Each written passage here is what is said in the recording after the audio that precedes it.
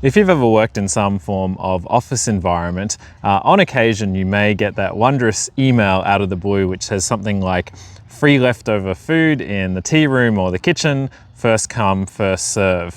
For PhD students, and especially when I was a PhD student, this was a wondrous occasion. Free food, you drop everything, run to the cantina or the kitchen and try and get your hands on some of it. Nowadays, 20 years later, even though rationally speaking, I don't desperately need free food, although I'll always take it, I still have exactly the same reaction, even though my circumstances have changed radically. And this is an example of an instinctive or not really thinking action that I would take, even though the situation that might motivate how strongly I take that action may have changed substantially. One of the things I now spend a lot of time doing in working with people and mentoring them is managing the fact that they should really change their behaviour drastically when their own professional or personal circumstances change.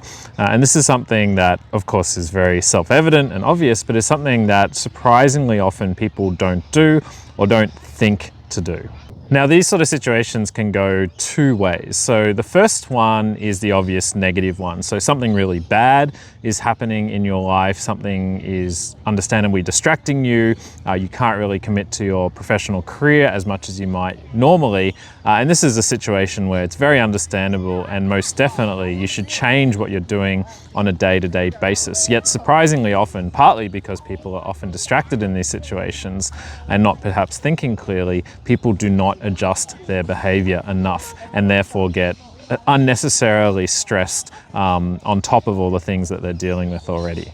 The other situation, which also happens frequently, but I think is perhaps not so obvious a situation to many, is when something really positive happens from a career perspective. Maybe you get that big promotion, maybe you land that massive grant or fellowship, maybe something really positive and substantial happens. People often celebrate these things, as they should, but then they go back to doing exactly what they were doing beforehand. Instead of stepping back and thinking about, hey, everything has changed, what should I really change about what I'm doing, not just on a day-to-day basis, but on a much longer time scale as well. Let's illustrate these situations with a few specific examples that come up quite frequently. These are not hypotheticals. These are ones that have come up in both my own career, but also the careers of colleagues that I know all around the world. First one is a positive one. So you land a big fellowship that will fund you to do really research-intensive work for 3 years, 4 years, 5 years. It might reduce or remove your need to teach. You may still choose to teach somewhat, but your teaching load may go down, and it will really enable you to free you up to really focus on research. So a few of the things that people don't give enough consideration to in this situation is things like where should they change their research strategy, what should they prioritize doing now that they've landed this big thing. So for example, there may be day-to-day little wins that are no longer as high a priority because you've now got this longer runway of research funding and you can really go for some more ambitious big things. Obviously, you have to fulfill what you promised you would do in the research grant or research fellowship proposal, but this is really your chance to step back and look at the bigger picture. You may also not need to be chasing all those sort of career enhancing CV stacking things during this fellowship time either. Of course, you are always potentially need to be conscious of the fact that you're building your CV, but this is really your chance to at least allocate some of your best quality thinking and energy and time to really pursuing those big picture, potentially groundbreaking research advances that you perhaps really didn't have the resources or time or mental space to do before you landed that fellowship. Other positive example, and one that comes up really frequently, is promotion. And so if you become a member of faculty, you'll go through these steps of being promoted through the system.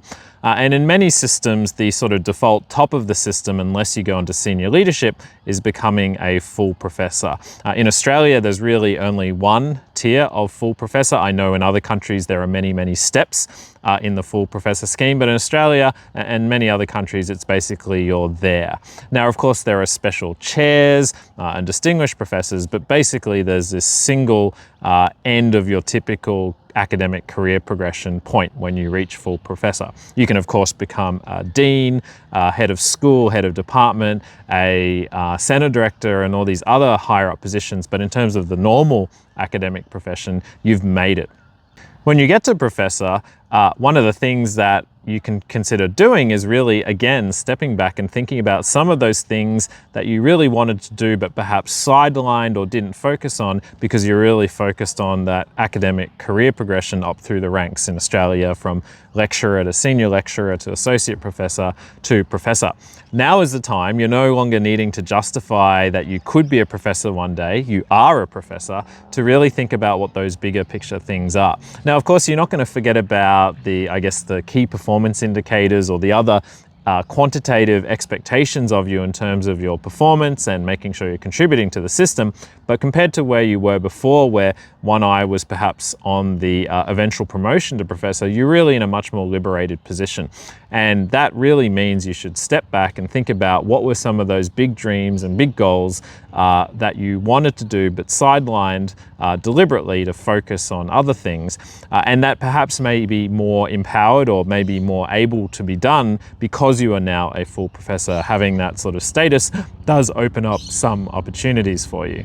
On the negative example side, and again, stuff is always happening. Often it's bad stuff in your personal or professional career, and you need to go and deal with it. And one of the things that I see people do, and this is very understandable, but nevertheless something that I think people can work on doing better, is people try to maintain or don't even think about changing all the various aspects of their professional duties that they've been doing before that bad incident or situation arose. And of course, they get stressed out because they're emotionally drained, they're spending half their time looking after this other situation, they're worried, they're anxious, they're not sleeping well, they're not eating well. And so trying to do all the normal stuff that you would do, for example, in the research component of your academic career, is just going to be a recipe for disaster.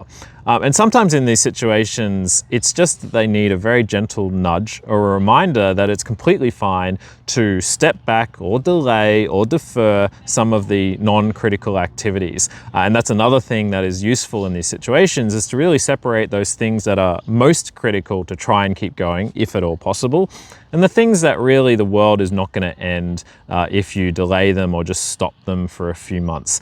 Many aspects of research are like that. They're things that you can come back to. It'll be a bit disappointing. You may feel like there's a higher chance that you might get scooped, but the world most likely is not going to end if you pause those activities for a while. But a lot of people just don't think to do that in the first place because they're sort of hunkered down and trying to keep on doing what they were doing before. One of the things that I've learned the hard way over my career as a sort of trick to making sure I do take the time to step back and think about the big picture is to remember that when those rare big wins come through, and most of the time it's a negative or a rejection, but when those positive things do come through, that there are two things or three things you need to do.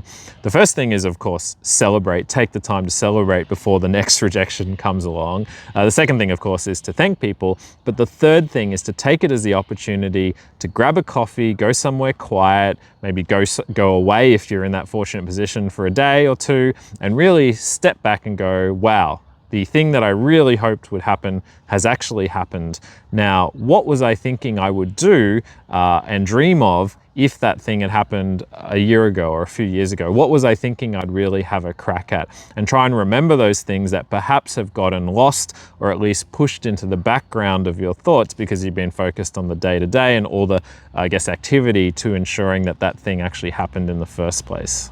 One of the really important reasons to think about stepping back when you have a major win and reconsidering a lot of what you're doing is what many have talked about, which is regret minimization. So I, through painful personal experience, and also many people I've worked with, have had situations arise where you've worked really hard to get that amazing win or breakthrough, land that big fellowship or grant or promotion, and then you haven't taken the time to really step back and deliberately think about what you'll change significantly about what you're doing and what you're trying to do. And so you then get to the end of the time period, or maybe a few years into the future, and you're looking back at what you've done with that time, and you might think that you've maybe done a little bit more, got a little bit more done, but you haven't fundamentally tried anything new or taken any risks, even though you were in this amazing situation where you could actually afford at least a little bit more to take those risks and go for something big.